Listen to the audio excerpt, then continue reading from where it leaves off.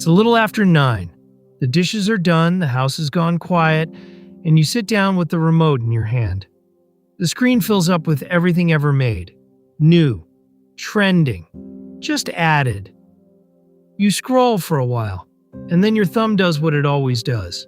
It goes back to the show you have already seen 100 times. You know every line, you know exactly how it ends. And here's the strange part. That is not a failure of curiosity. That is the reason you chose it. There are 2 explanations you have probably heard for this, and both of them are shakier than they sound. The first one is about you.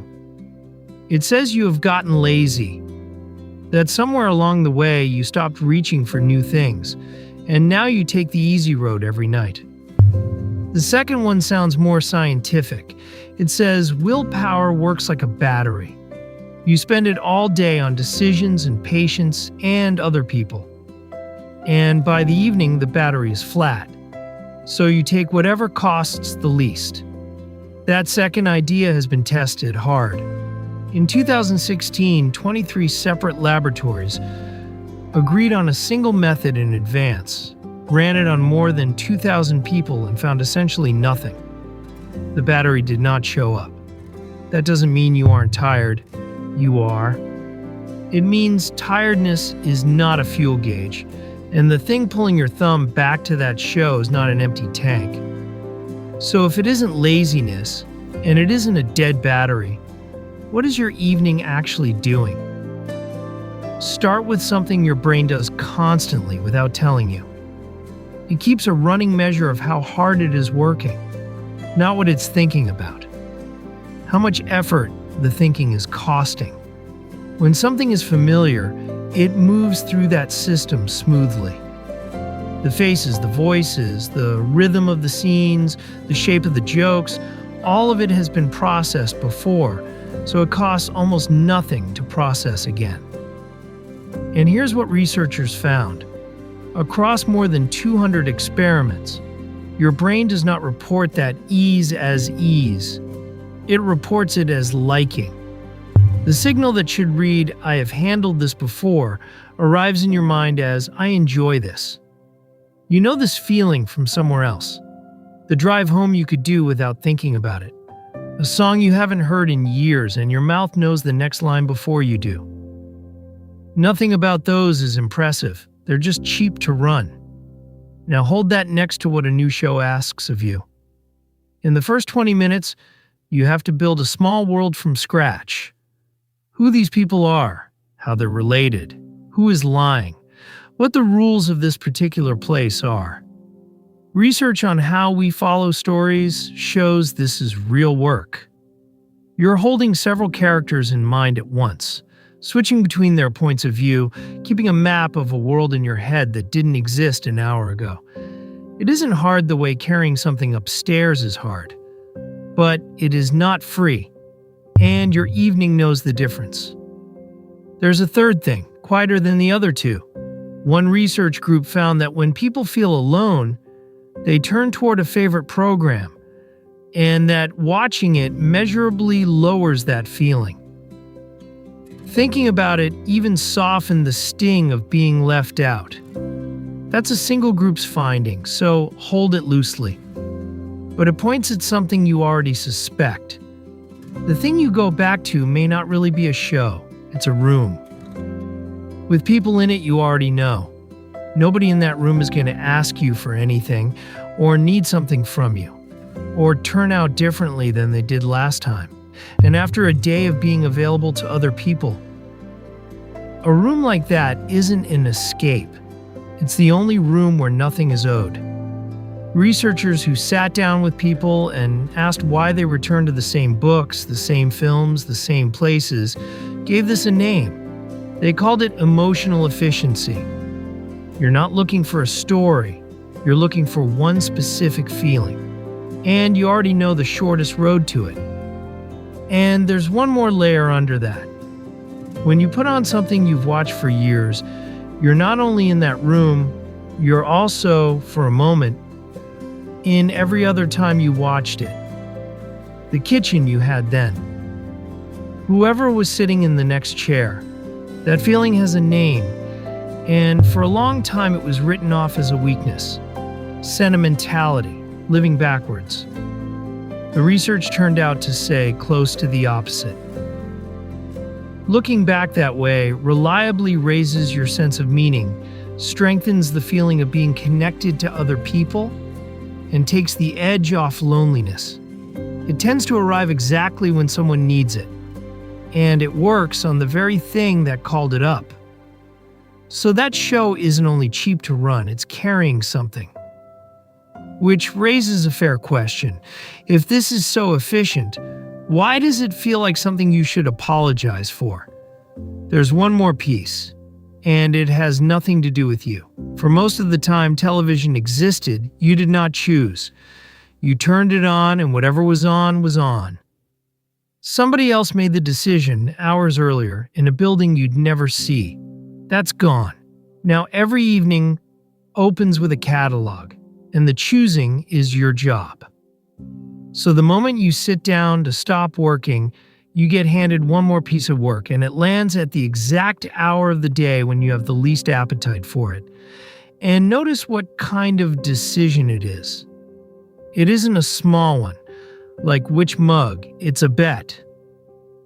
You're committing an hour of your evening to something you can't judge until after you've already spent it. That's a strange thing to hand somebody who just sat down. Nothing about you changed. The furniture of the evening changed.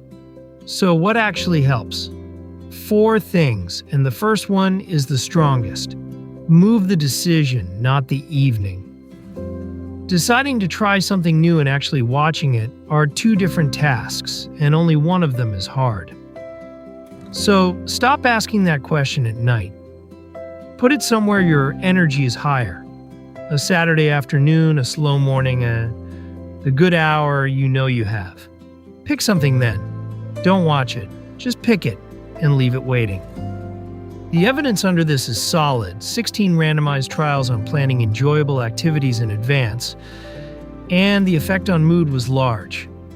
Second, give the new thing 1 episode, not a season. The cost of a new show is front-loaded. Almost all of the work sits in that first episode, building the world.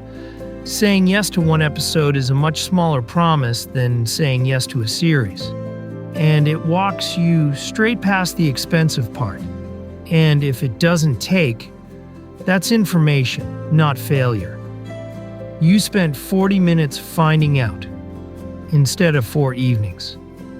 Third, let the familiar show be the plan, not the accident. There's a real difference between falling back on something and choosing it. Same couch, same show, same hour. Completely different evening.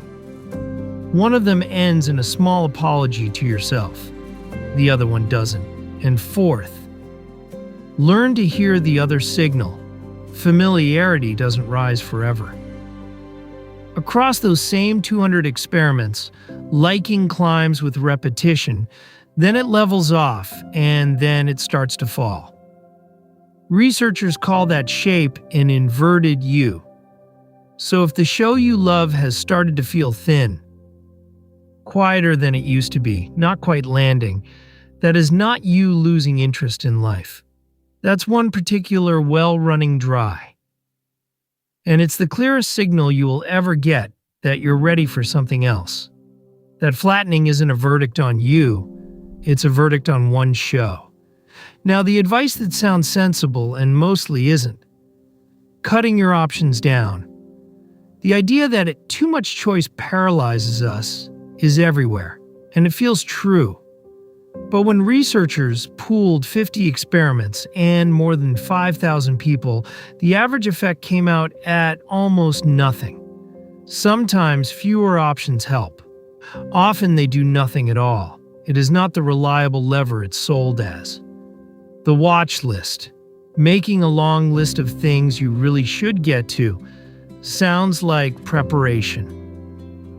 In practice, it usually becomes a second list of obligations, sitting there in your evening, quietly unfinished. A list of homework is not a plan for rest, and forcing yourself. sitting through something you're not enjoying on the theory that discipline is the missing ingredient. That theory came out of the battery model, the same one that didn't hold up when 23 laboratories went looking for it. There is one version of this worth paying attention to, though, and it isn't about the show at all. Here's the honest line. Going back to a familiar show is ordinary. It's useful. It doesn't need a reason, and it doesn't need a defense. But three things traveling together are worth noticing. If nothing new brings you any pleasure at all, not a show, not food, not company, not the things that used to work. If this has become the only way you know how to settle yourself at the end of a day. And if the show is on, but you're not really enjoying that either. Those three together aren't about television. That's worth saying out loud to your doctor in plain words. Not because something is wrong with you, but because it's the kind of thing that's far easier to say than to carry. And then there's tonight. Don't try to fix the evening. The evening is fine. Pick a moment this weekend when you actually have some energy. After lunch, out in the light, whenever your good hour is, and choose one thing you might like. Just choose it. Leave it waiting. Then tonight, put on the show you've seen 100 times and watch it on purpose. You are not hiding from your life in that room. You're resting in it. And then you're going back out.